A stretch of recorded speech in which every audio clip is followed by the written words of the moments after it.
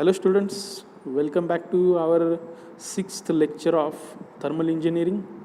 In last lecture, we have seen the steady flow energy equation and its application to the various devices like nozzle, turbine, compressor, condenser, boiler and engine. Now in this video, in this lecture, we are going to see the topic that is reversible process and irreversible process.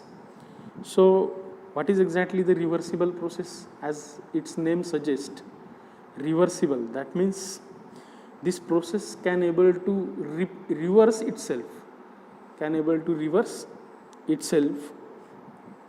or restore its state to the initial states, or this process can able to restore the state to its initial states. So that how we can define it? The reversible process is one which can be stopped at any instant. Such a type of process that can be stopped at any instant and that can be reversed to its exactly initial states, without affecting the system and surrounding, So this is a process which can be stopped at any instant. While that process happening, that process can be stopped at any instant, at any stage, and that can be reversed to its initial position. It can be reversed to its initial position without affecting the system and surrounding, So this is the definition of reversible process. 2 to 3 things are important. First is that process can be able to, so that we can be able to stop at any instant. Then the second point is that it can restore its initial position, initial state, and the third point is that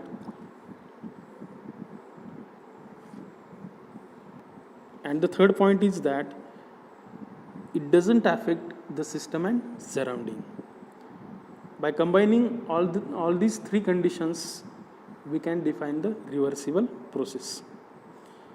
Also, secondly, we can define the reversible process as the reversible process is a process which can take place in a direction and that can be reversed at any time without affecting the system and surrounding. It is similar to the first definition. Okay, so what are the characteristics of reversible process? The first characteristic is that it must pass through same states on a reverse path. It must pass through the same states of, that means that process must pass through the same pressure, volume, temperature conditions,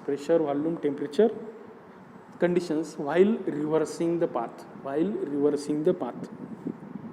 Then second characteristic, this process when undone will leave no history even in surrounding. That means this second characteristic show that it doesn't leave any traces.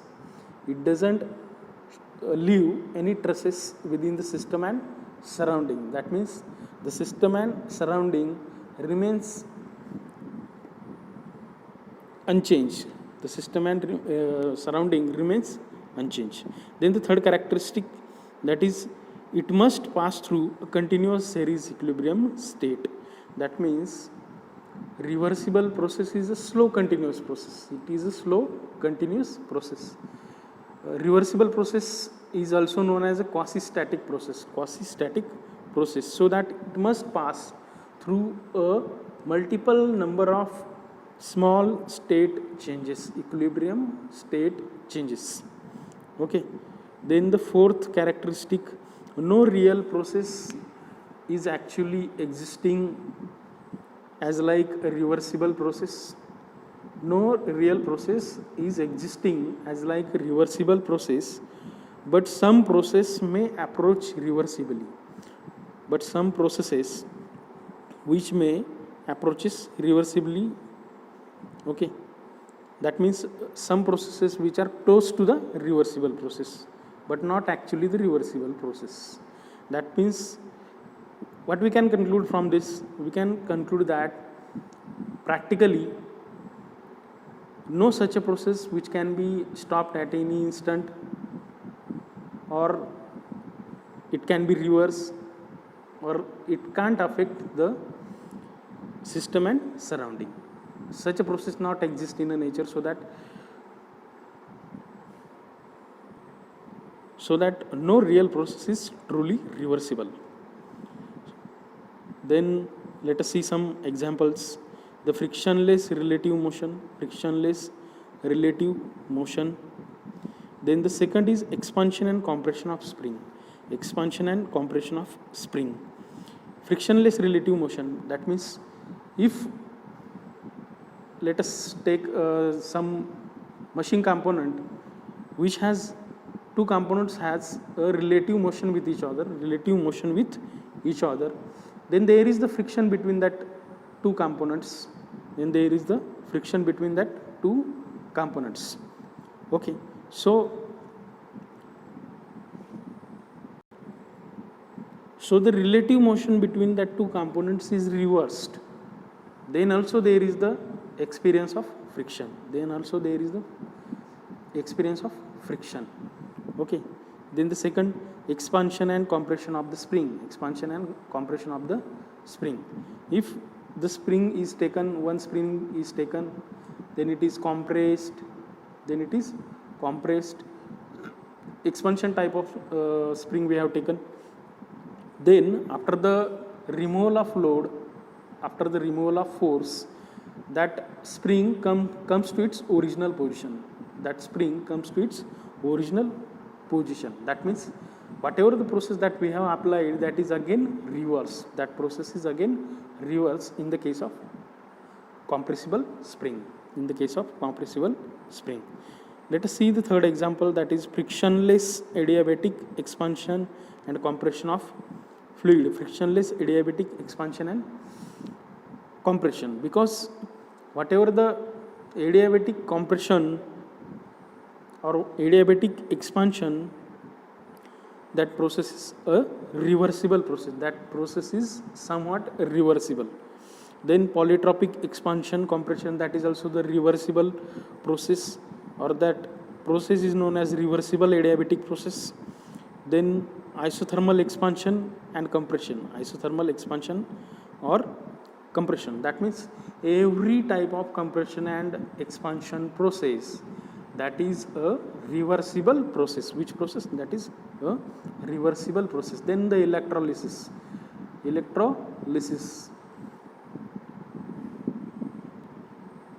As we know that the electrolysis process in a battery, that means a liquid filled battery that is containing a sulfuric acid. Then if we charge that battery, then whatever the process of discharging, that is reversed due to the electrolysis. Then whenever we are attaching some electrical load to that battery, again that battery get discharged. Okay, so that means this process of electrolysis, this is also the reversible process. Okay. In this figure, we can see the multiple number of equilibrium states. That means small state changes. That means it is a quasi-static process. Which process? Quasi-static process. Okay. The second is irreversible process. That is actual process. Irreversible process, actual process. As name suggests, irreversible means that process can't able to reverse itself. That process can't able to reverse itself. So how we can define that irreversible process? When these processes are reversed, they cannot return their initial positions. That process is reverse. If that process is reverse, it cannot return to their initial positions, initial states of the system without changing system and surrounding. That means this irreversible process is exactly the opposite of reversible process. Which process? Exactly opposite of reversible process. Okay. So what it contains? Irreversible process. In irreversible process, the irreversible process cannot return to its initial states, cannot return the system to its initial states. Then it must affect the system and surrounding. It must affect the system and surrounding. Okay. So the irreversibility, the reasons for the irreversibility are the mechanical or thermal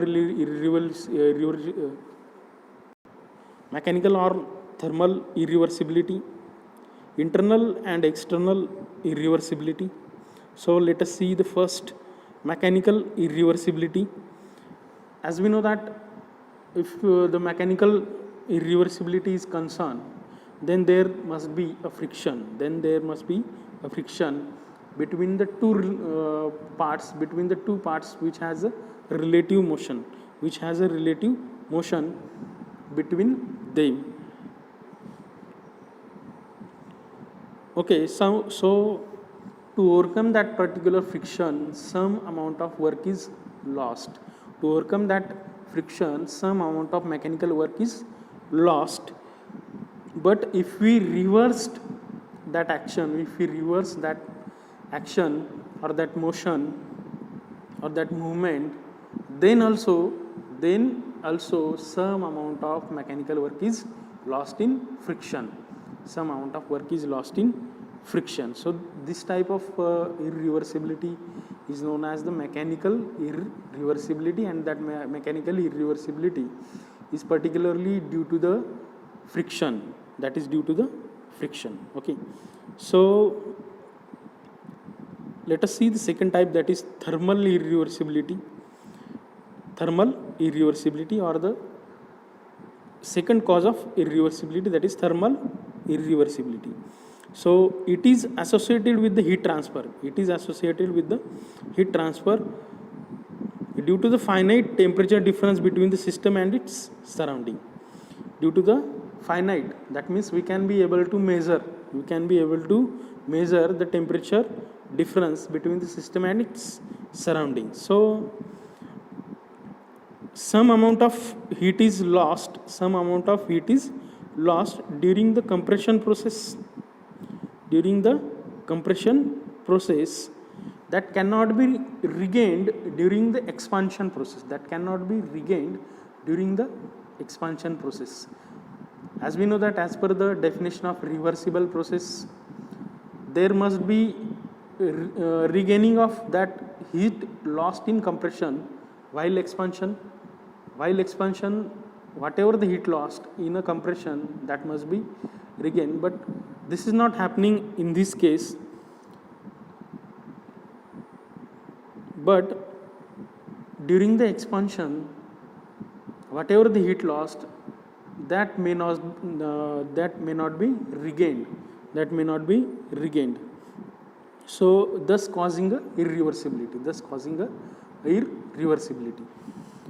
As whatever the heat lost in a compression, that cannot be reversed in an expansion, that is why there is the thermal irreversibility. Then the third type, that is internal irreversibility. It is caused due to the mixing of different layers of fluid at different temperatures. Internal irreversibility, that means it is due to the mixing of different layers of fluid at different temperatures. So that is why the irreversibility produced, that is known as the internal irreversibility. So let us see the examples of internal irreversibility. The first example is unrestricted expansion of gas, unrestricted expansion of gas. That means whatever the gas that is free to expand, that gas is allowed to free to expand. Then viscosity and inertia of the gas is viscosity and inertia of the gas. Let us see the last type, that is external irreversibility. External reversibility. So it is associated with the friction at bearings and friction between the atmospheric air and rotating members. This type of irreversibility we can see in a friction at bearings, whatever the friction that is experienced in a bearings. So it also contains the external irreversibility. Then the friction between the atmospheric air, friction between atmospheric air and rotating members So this is the example of windmill. Then the system absorbs some work to overcome this friction, because whatever the friction is there, whatever the friction is experienced, to overcome that friction, some amount of mechanical work is lost. And that mechanical work loss, that cannot be regained at any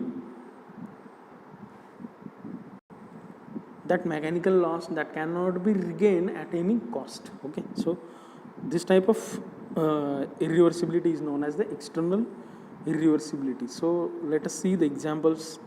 Mechanical friction occurring during a process due to some external source. Here the external source in this example, that is atmospheric air, is the external source. Okay, so let us see.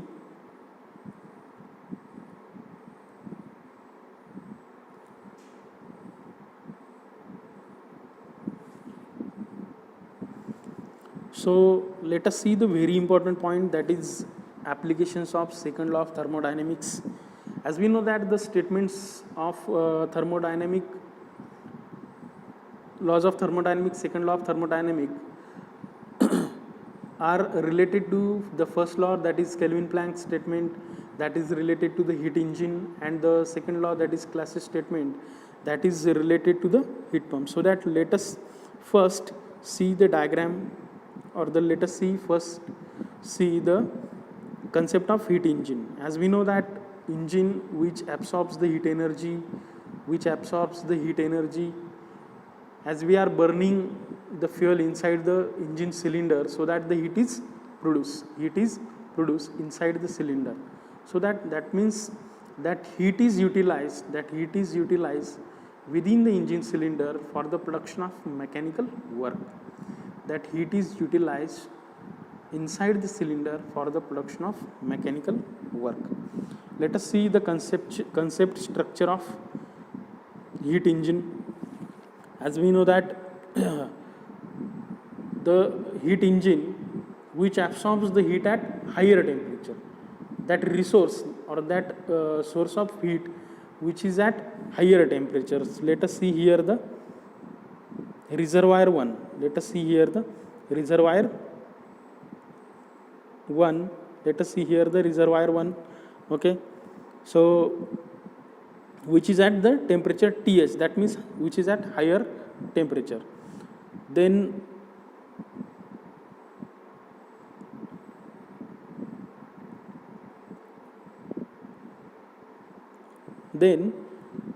the heat is rejected by the engine, that sink or the reservoir 2, which is at a temperature TL, that means which is at a temperature TL means low temperature. So this is clear from this diagram. The engine absorbs, which absorbs the heat from a reservoir which is at higher temperature, and rejects the heat to a reservoir or a sink which is at lower temperature. That means the heat is absorbed by the engine from the reservoir at higher temperature, and heat is rejected at a reservoir which is at lower temperature. So that whatever the amount of heat absorbed from the higher temperature reservoir, that is QA, that is QA. Then the heat rejected by the engine, heat engine, the heat is rejected by the heat engine, that is QR, that is QR. So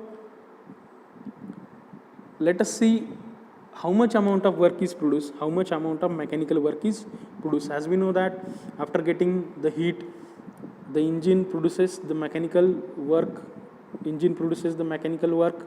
so that W is equal to whatever they absorb, whatever the coming heat, whatever the coming energy, minus whatever the energy rejected,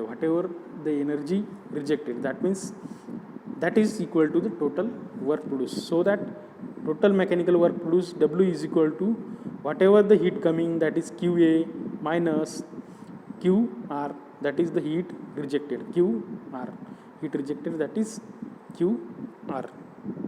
Okay, so we can say that the work produced, that is W is equal to QA minus QR. That means QA is absorbed and whatever the amount rejected, that is QR. So that the work produced is equal to W. Okay.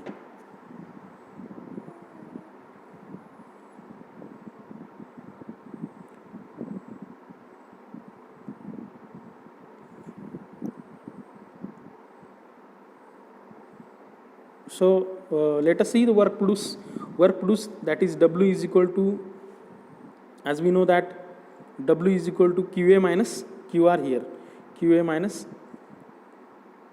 QR here. Then let us see the thermal efficiency of the engine.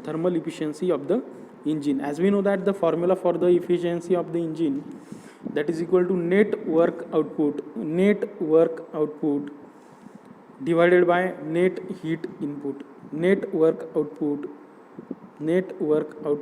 divided by net work input. So total work output, that is W is equal to QA minus QR here, divided by whatever the heat input, that is QA. Okay, so that the formula comes efficiency thermal is equal to QA minus QR divided by QA. So that by analogy, what we can write, we are taking,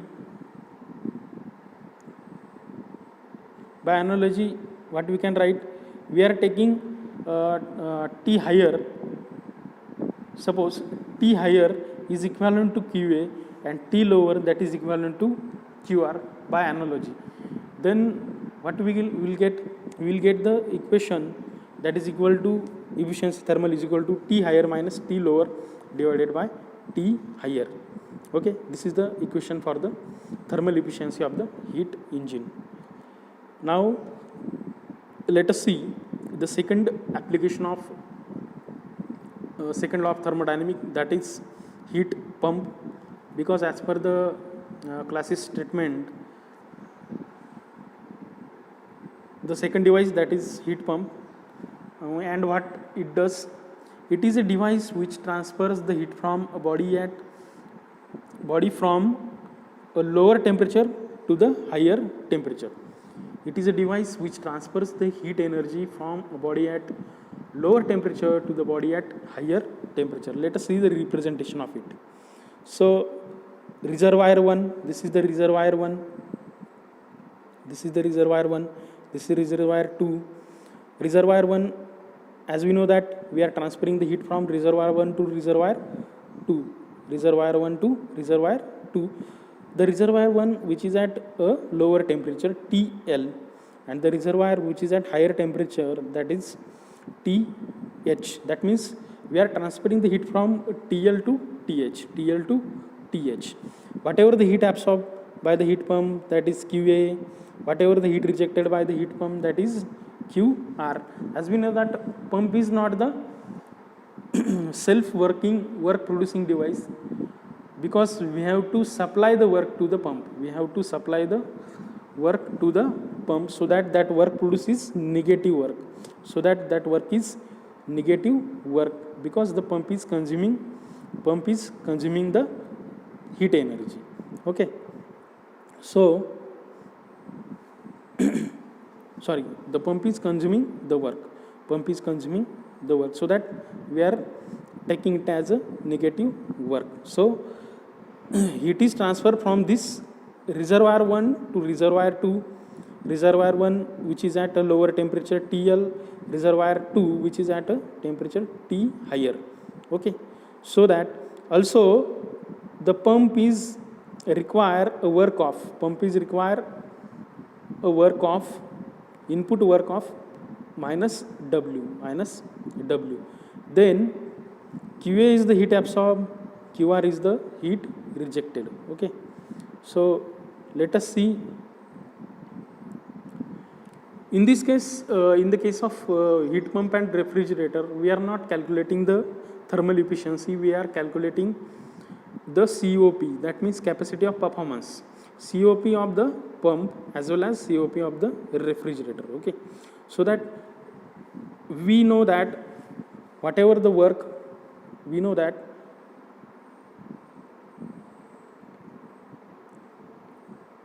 whatever the work, that is W is equal to QR minus QA. How is it? Let us see. QR minus QA, because QA is absorbed, W is also absorbed, that means QA plus W, so that QA plus W, that is equal to total heat rejected, that is QR. Okay,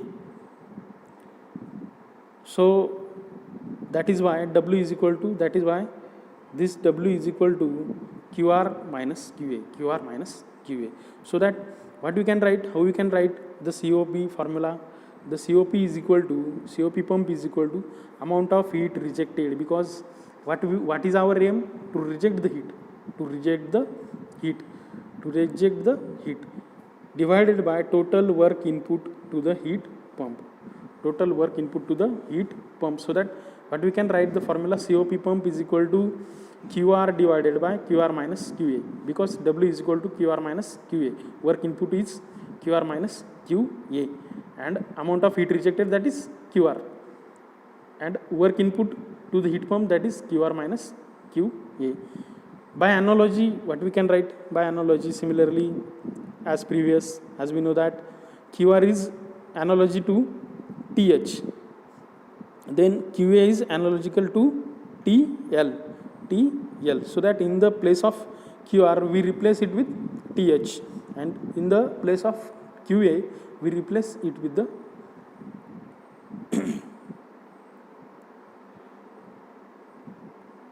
in the place of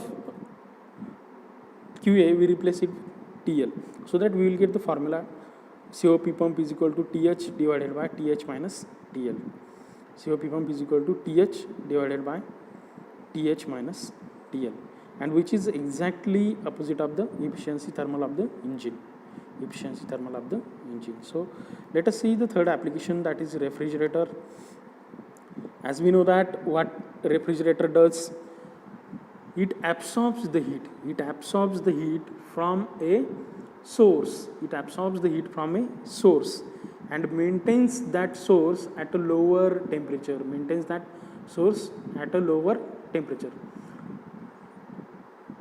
The working of both heat pump as well as the refrigerator, which is looking similar, but the aim is different. The aim of pump is what? We have to reject the heat at a higher temperature, that is the aim of heat pump. And what is the aim of refrigerator? The aim of refrigerator is that to absorb the heat from a body at lower temperature,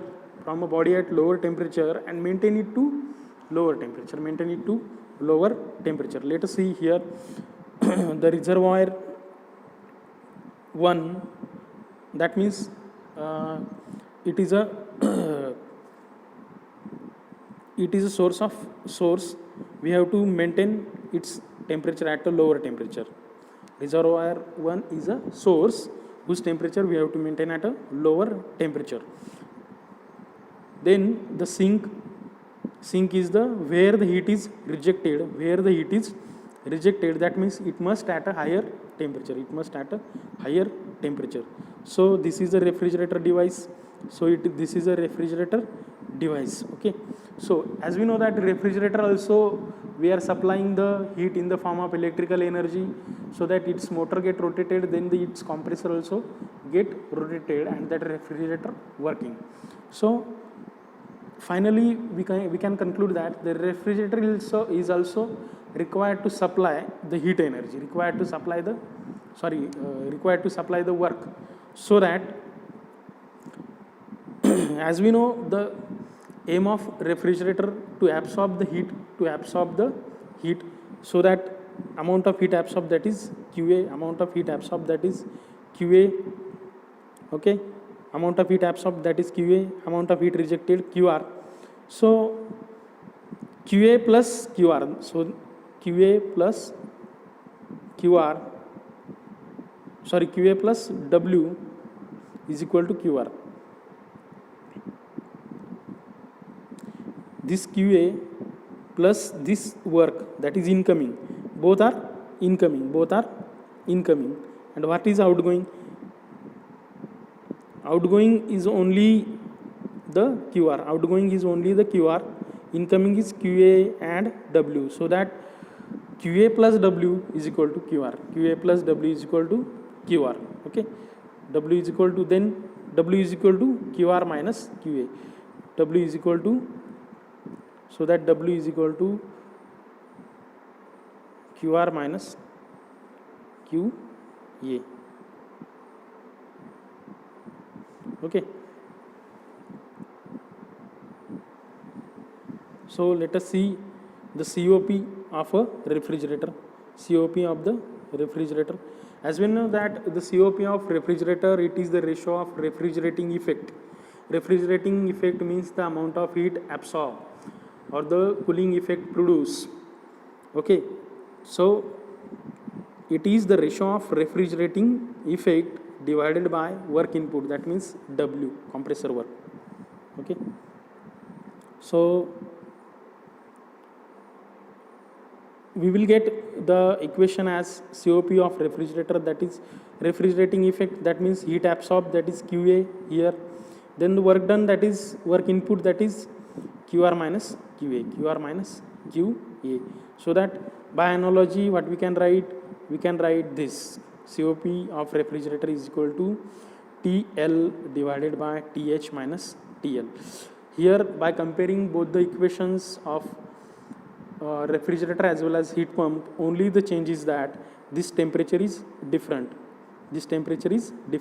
In the case of heat pump, how we should keep in mind this equation? As we know that the heat pump, its temperature is more, that means it is rejecting the heat at higher temperature, so that there is the aim of rejection of heat, so that there is the TH divided by TH minus TL, TH divided by TH minus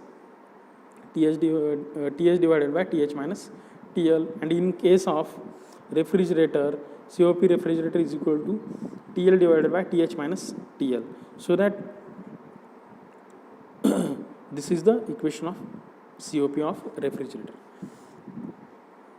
COP of the refrigerator is the unitless quantity, as it is the ratio of two similar quantities, so that means its value is 3, 3.1 or 1.5, like this. These are some important formulas which is required for the solution of problems. Then let us see the difference between all the three, that is heat engine, heat pump, refrigerator. The first point, that is the definition. Let us see the heat engine definition. It is a device which absorbs the heat and converts it into the useful mechanical work. Okay, so then the heat pump, as we know that it transfers the heat from a body at lower temperature to the body at higher temperature. Then the refrigerator, as we know that it absorbs the heat from a body at lower temperature and maintains it at a lower temperature. Then its block diagram for the three. Okay. Then the third point would be production of mechanical work, whether there is the production of mechanical work or not. As we know that engine is producing the mechanical work, so that it is a positive work. Then it consumes the work, that means we have to supply work to the system, so that it is a negative work. Then in case of refrigerator also, we require to supply the work. In case of refrigerator also, we require to supply the work, so that it is also a negative work here. Okay, so that the work formula is given, QA W is equal to QA minus QR in the case of engine. Then the work which is similar both in pump as well as the refrigerator, that W is equal to QR minus QA. Then let us see the formula here. Efficiency thermal, that is QA minus QR divided by QA. Then for the heat pump, COP pump, that is QR divided by QA minus QR.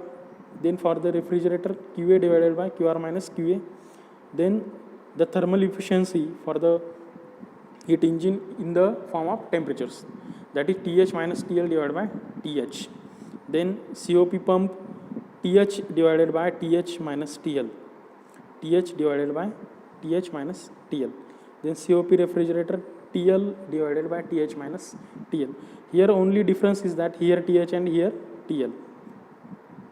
Here TL. Okay, so the last point of differentiation that is not comes in that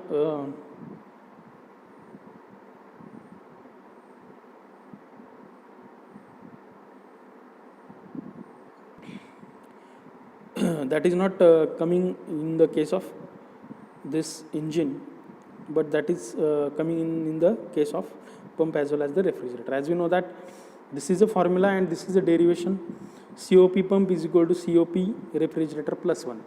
COP pump is equal to COP refrigerator.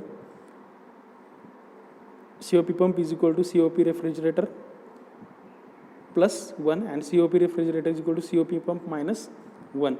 This is the complete differentiation, very important examination point of view.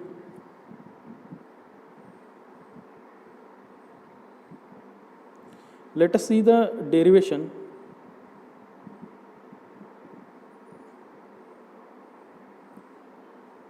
As we know that COP pump is equal to COP refrigerator plus 1, we have to prove that. Okay.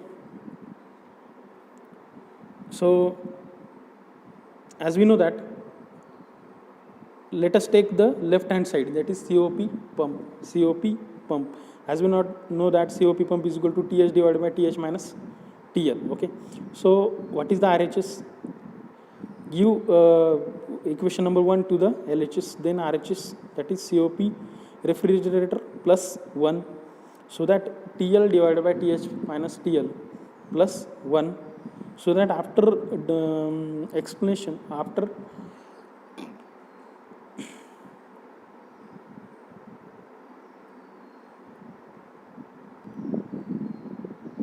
calculation we can see that LHS is equal to RHS. LHS is equal to RHS. Finally, this equation comes. There. Okay. So LHS is equal to RHS. So that's why COP pump is equal to COP refrigerator plus 1. Okay. So this is all about our 6th lecture. In next lecture, we will see the review of this chapter as well as the board MSBT board questions. Okay, thank you.